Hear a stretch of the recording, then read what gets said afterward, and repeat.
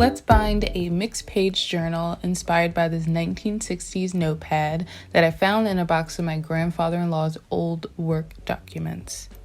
Before we dive into the structure of this notepad, my name is Bree from 1134 Press, where we share bookmaking, journaling, and papercraft inspiration every Sunday and Wednesday. Subscribe and tap the bell for notifications of new uploads. Okay, so this notepad is essentially a leather cover that has two straps attached on the inside that allows you to slide the text block in and out. Each signature in the text block is stapled separately and then glued to a piece of chipboard. There's a long piece of cardstock stapled to the back of the text block that slides into the straps of the leather cover and wrap around the text block. The cover page of the text block is also a heavy cardstock. I didn't have all the materials to make a complete replica, and you'll see where I made substitutions. But I thought using the basic structure of this journal would be a great opportunity to organize a bag of paper scraps I had laying around my craft room. By putting the scraps into a neat little booklet, I don't have to pull out that eyesore of a grocery store bag whenever I want to journal.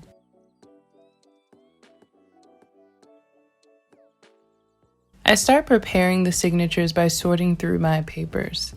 Since we're stapling the signatures together, the amount of pages in each signature will vary due to paper thickness. For example, signatures with thick handmade paper may only have 4 pieces, others may have 7. It all depends on how big your staplers are.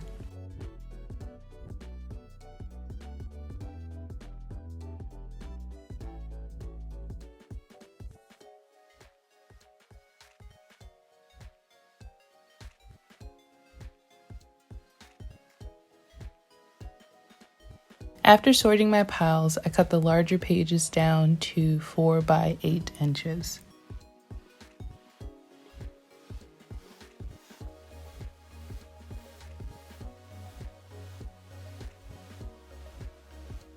It's nice sometimes when you come across a binding style that doesn't require fiddling with thread. I'm stapling about a 1/4 inch down from the edge of my paper, careful to line the paper up.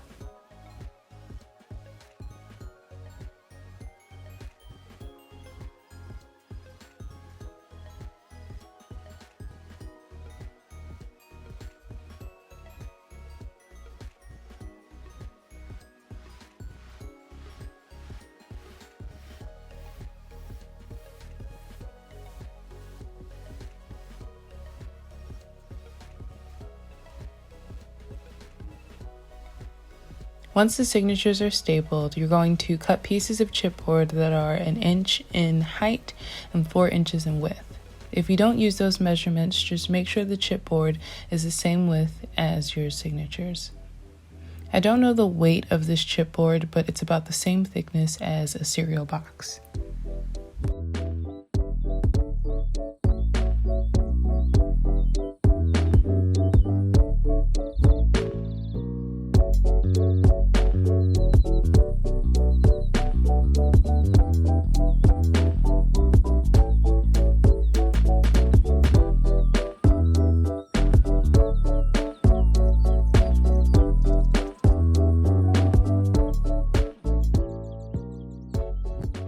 Wait to glue your last and first signature because you're going to staple a long piece of cardstock to the back.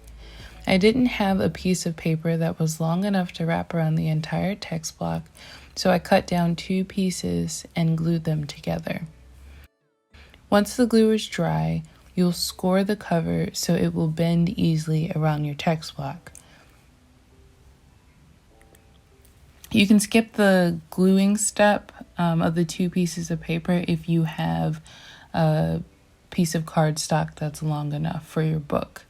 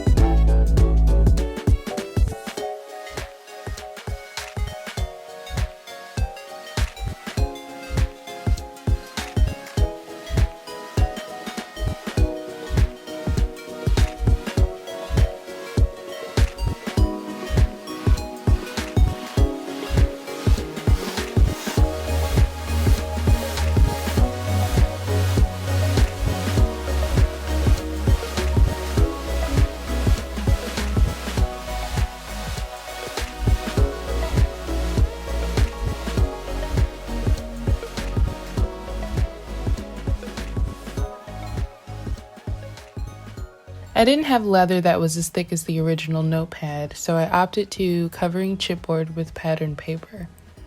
I used the back pieces of watercolor sketch pads that I had because they were the thickest pieces of chipboard that I had on hand. And as you all know, I love repurposing materials instead of going out and buying more.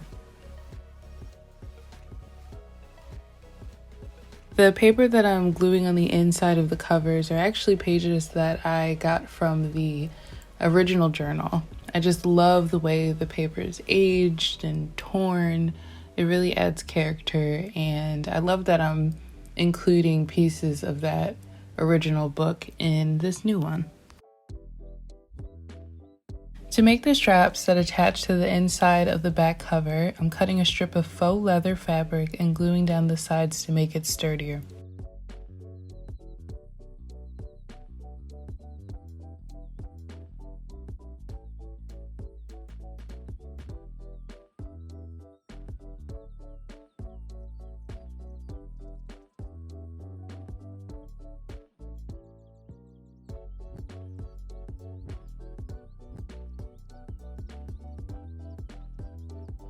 After that, I punched 4 holes into the back cover and fastened the straps to the cover with brads. To make this sturdier, you could glue the straps to the cover, and I would recommend using larger brads. I have a whole jar of different sizes and I could not find it for the life of me while doing this project, so I had to settle on these little babies. I'm sure I'll have to switch them out over time as I use this journal.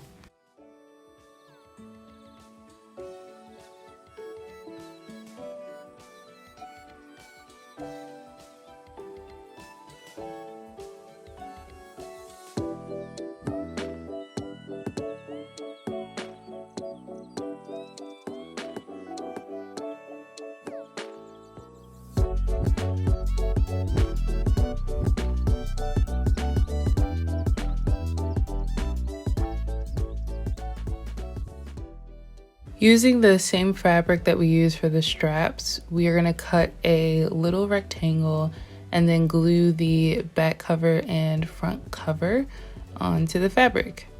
You want to make sure that you measure out the thickness of your text block because you want the covers to fold comfortably and not stick out. So measure it out about like 1/4 of an inch larger than the actual text block.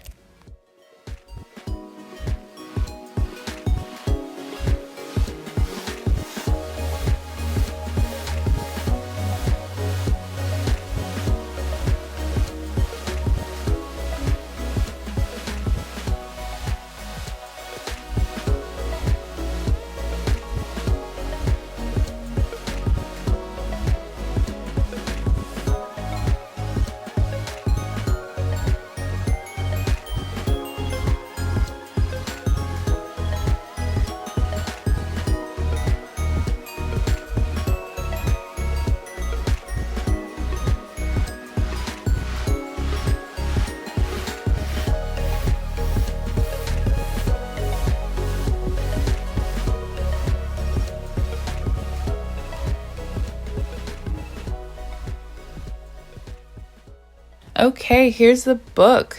I love how this turned out.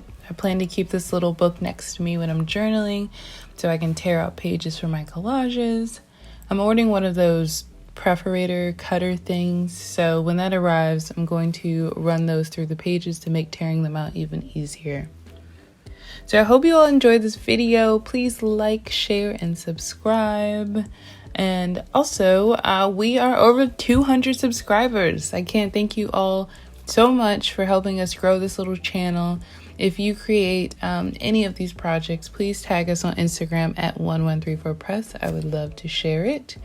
You can also find a lot of December daily content on there at the moment. I can't believe that this year is almost over. Like, WTF. What happened this year? So much has happened. But anyway, I will see you all on Sunday.